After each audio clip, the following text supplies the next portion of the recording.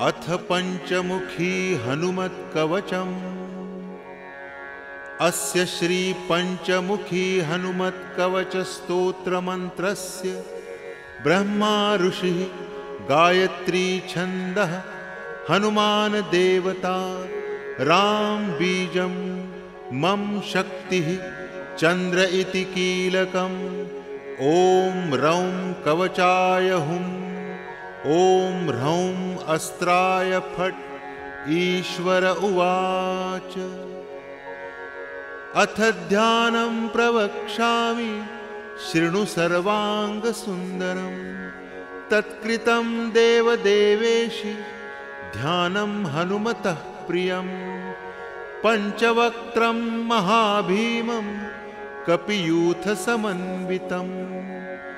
बाहुभिर्दशभिर्युक्तं, सर्वकामार्थसिद्धिदं। पूर्वं तु वानरं वक्त्रं, कोटिसूर्यसमप्रभं। दंष्ट्राकरालवदनं, भ्रिकुटीकुटिलेक्षणम्।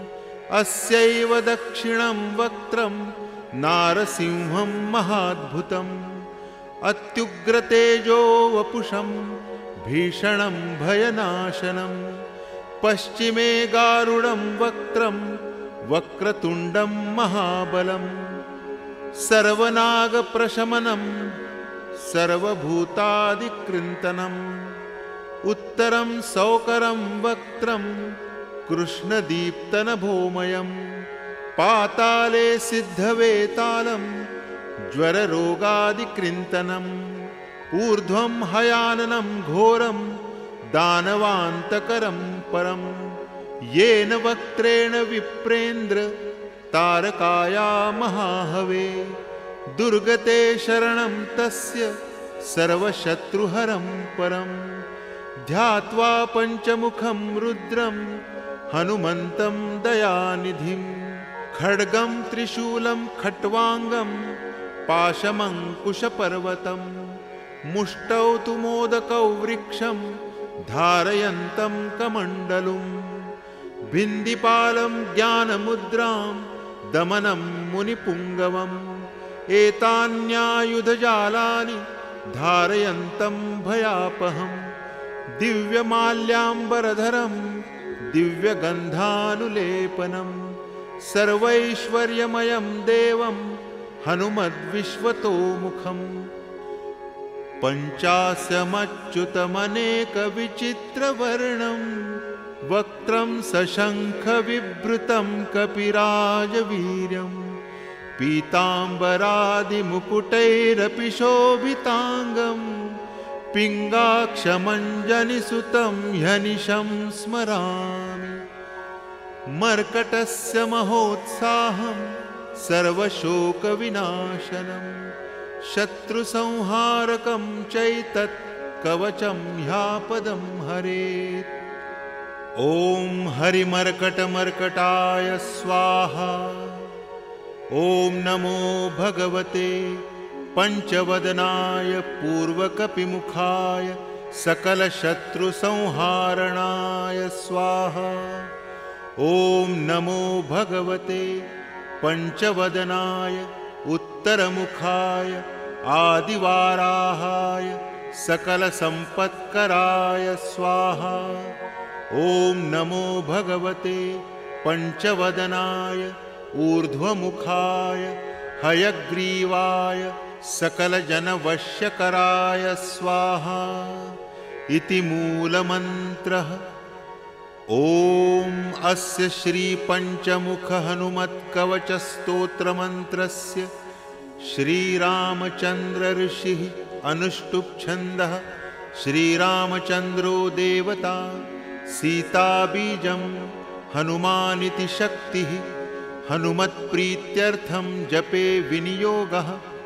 पुनर्हनुमानिति बीजम्। ॐ वायुपुत्राय इति शक्तिः। अंजनीसुतायेति कीलकम्। श्रीरामचन्द्रवरप्रसादसिद्ध्यर्थे जपे विनियोगः। ॐ हं हनुमते अंगुष्ठाभ्यां नमः। ॐ वं वायुपुत्राय तर्जनीभ्यां नमः। ॐ अं अञ्जनीसुताय मध्यमाभ्यां नमः। ॐ रां रामदूताय अनामिकाभ्यां नमः।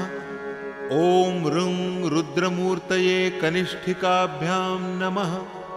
ॐ सं सीताशोकनिवारणाय करतलकरपृष्ठाभ्यां नमः। ॐ अञ्जनीसुताय हृदयाय नमः।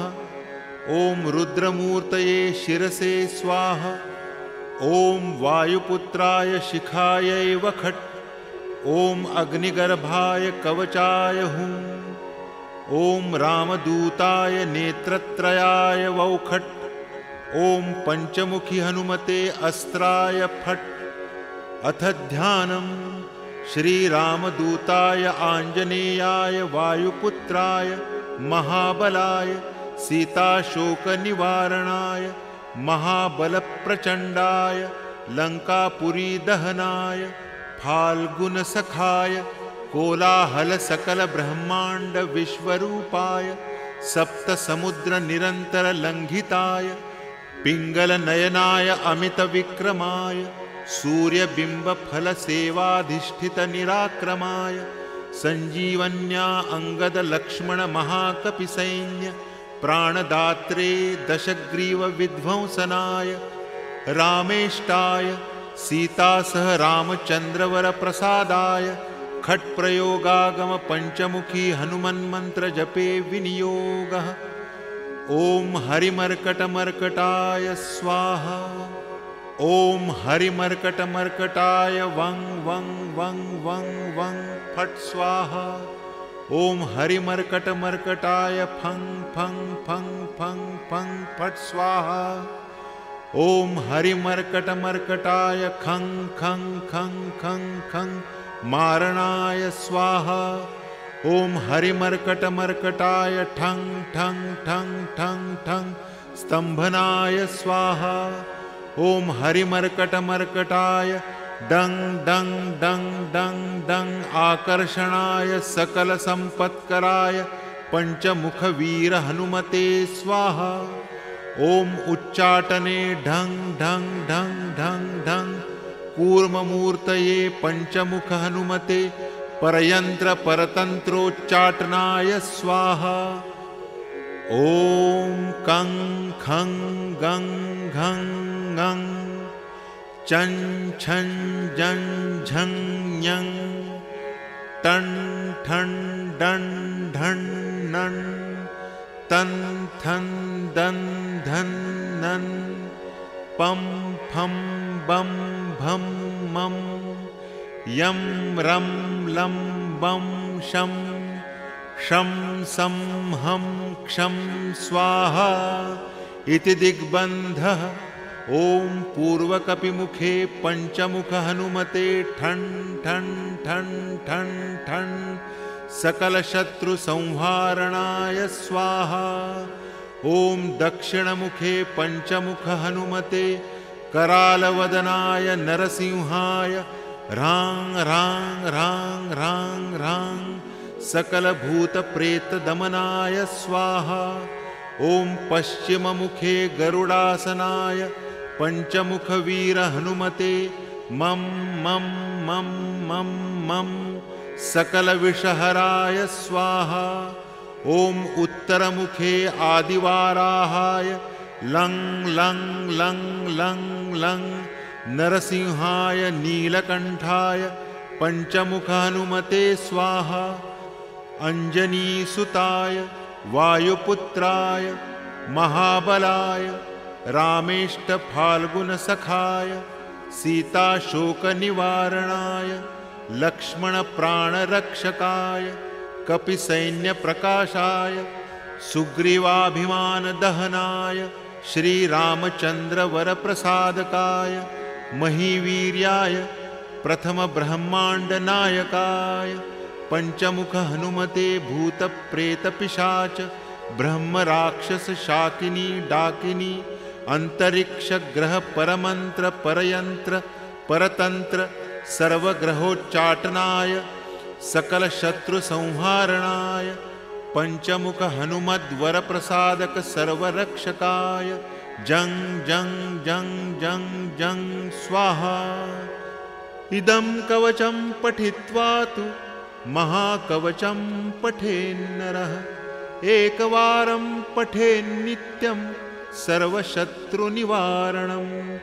द्विवारं तु पठेन्नित्यं पुत्रपौत्रप्रवर्धनं।